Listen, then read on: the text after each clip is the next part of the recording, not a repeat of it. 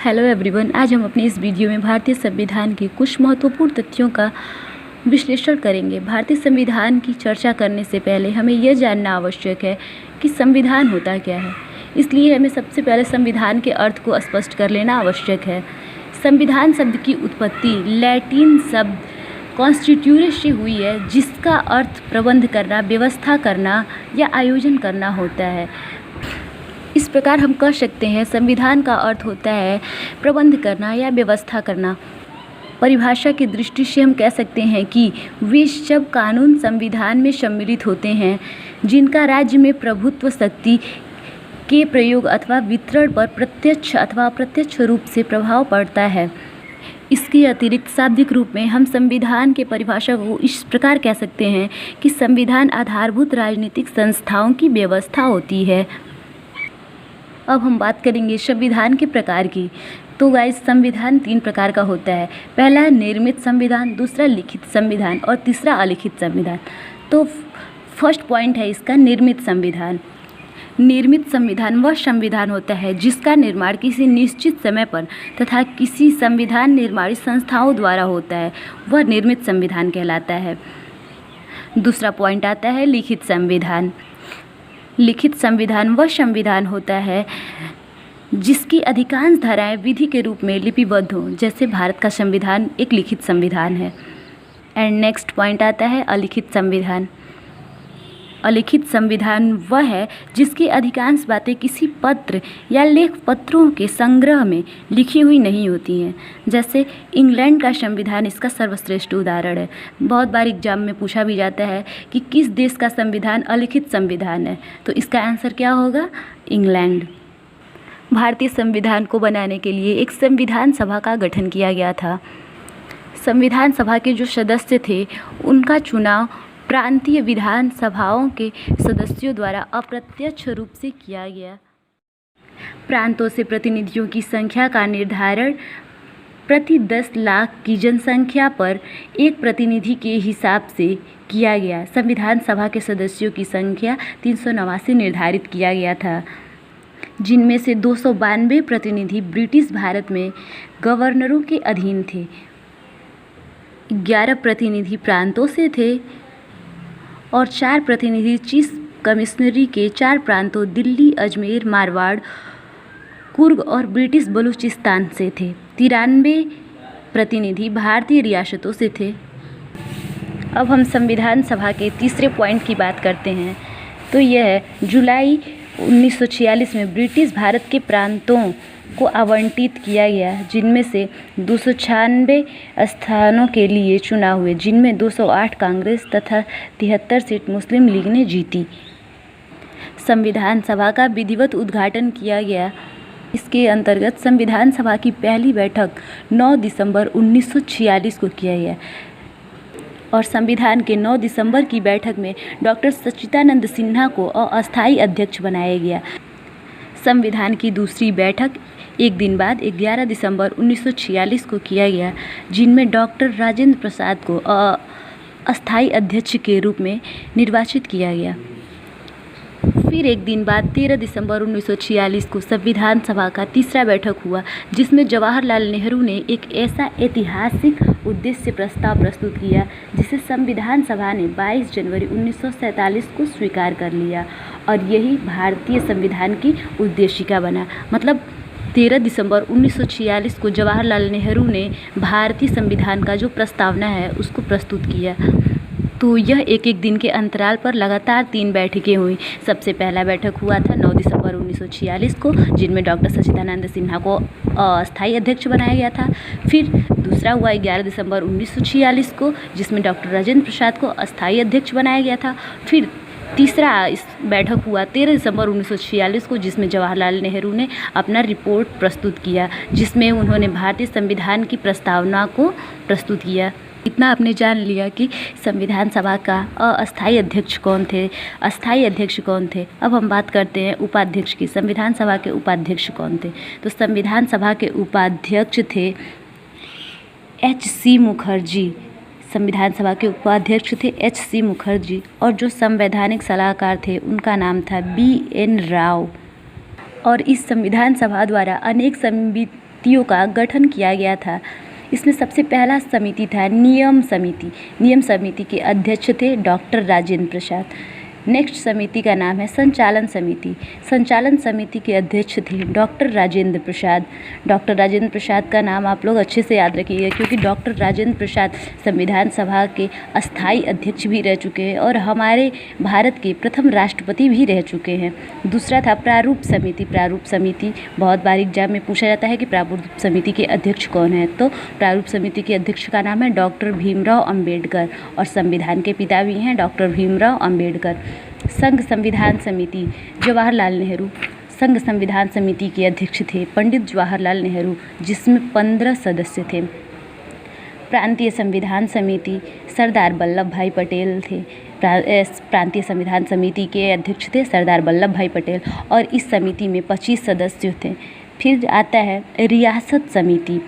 रियासत समिति के अध्यक्ष थे डॉक्टर राजेंद्र प्रसाद। फिर झंडा समिति। झंडा समिति के भी अध्यक्ष थे डॉक्टर राजेंद्र प्रसाद। मतलब कई बार एग्जाम में ये क्वेश्चन जरूर आता है, झंडा समिति के अध्यक्ष कौन थे? झंडा समिति के अध्यक्ष थे डॉक्टर राजेंद्र प्रसाद। अगली समिति का नाम है संघ शक्ति समिति। संघ शक्ति समिति के अध्यक्ष थे जवाहरलाल नेहरू और संघ शक्ति समिति में सदस्यों की संख्या 9 थी। अगला समिति का नाम है मूल अधिकार और अल्पसंख्यक समिति। इस समिति के अध्यक्ष थे सरदार वल्लभ भाई पटेल और इसमें 54 सदस्य थे।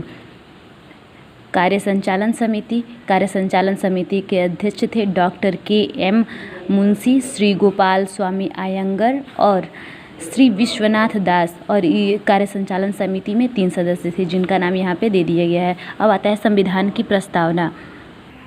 संविधान की प्रस्तावना को याद रखना अति आवश्यक है, जिसको हम एक बार बता दे रहे हैं। पहले हम भारत के लोग भारत को एक संपूर्ण प्रभुत्व संपन्न समाजवादी पंथ निरपेक्ष लोकतांत्रिक गणराज्य बनाने के लिए तथा उसके समस्त नागरिकों को सामाजिक, आर्थिक, राजनीतिक, न्याय, विचार, अभिव्यक्ति, विश्वास, धर्म और उपासना की स्वतंत्रता, प्रतिष्ठा और अवसर की समता प्राप्त कराने के लिए तथा उन सब में व्यक्ति की गरिमा और राष्ट्र की एकता और अखंडता सुनिश्चित करने वाली बंधुता बढ़ाने के लिए दृढ़ संकल्प होकर अपनी इस संविधान सभा में आज तारीख 26 नवंबर 1949 ईस्वी को एतद द्वारा इस संविधान को अंगीकृत, अधिनियमित और आत्मार्पित करते हैं।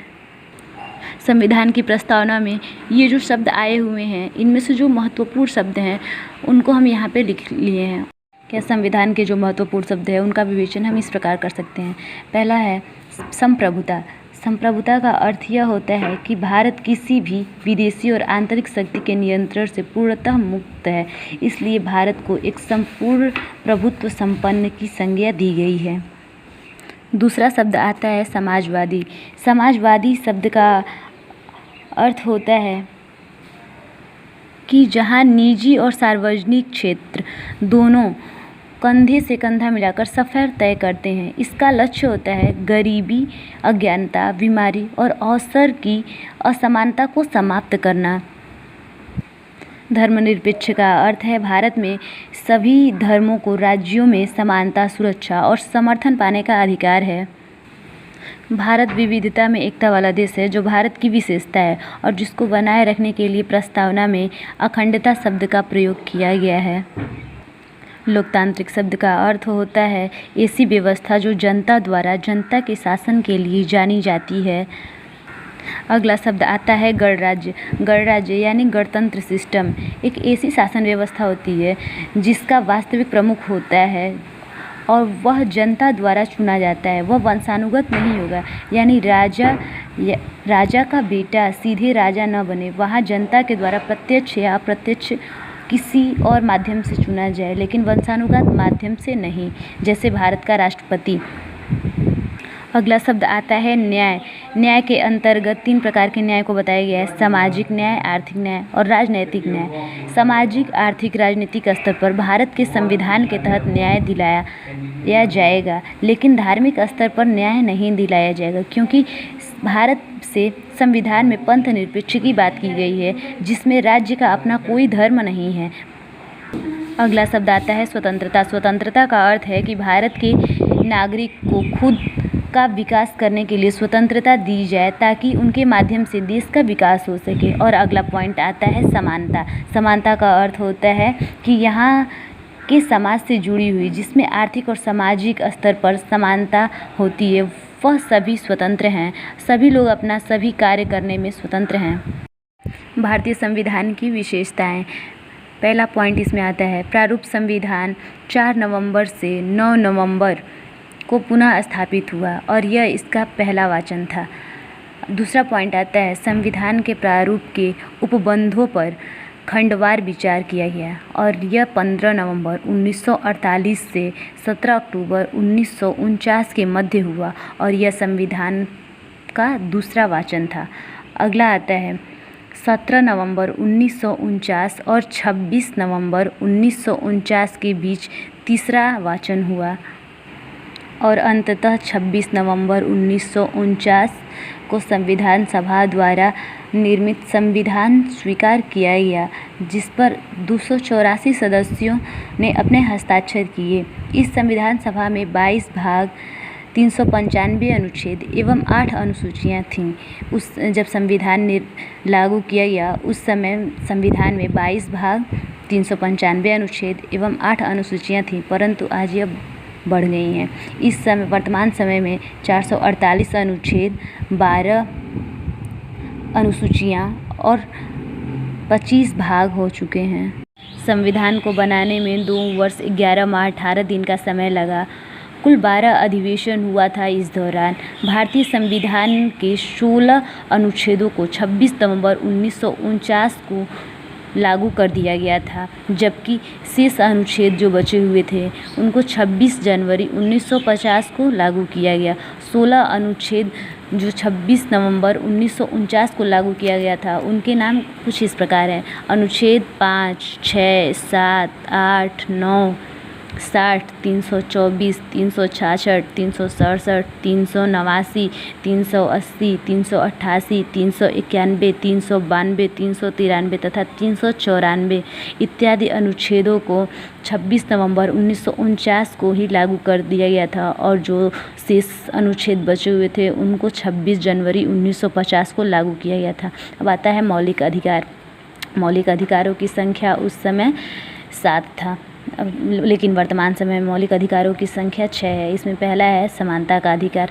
समानता का अधिकार अनुच्छेद 14 से 18 तक है। दूसरा आता है स्वतंत्रता का अधिकार। स्वतंत्रता का अधिकार अनुच्छेद 19 से 22 तक है। तीसरा आता है शोषण के विरुद्ध अधिकार। शोषण का विरुद्ध अधिकार अनुच्छेद 23 से 24 तक है। चौथा आता है धार्मिक स्वतंत्रता का अधिकार। धार्मिक स्वतंत्रता का अधिकार अनुच्छेद 25 से 28 तक है। संस्कृति और शिक्षा संबंधी अधिकार। संस्कृति और शिक्षा संबंधी अधिकार अनुच्छेद 19 से 31 डी तक आता है। संवैधानिक उपचारों का अधिकार। संवैधानिक उपचारों का अधिकार अनुच्छेद 32 से 35 तक आता है।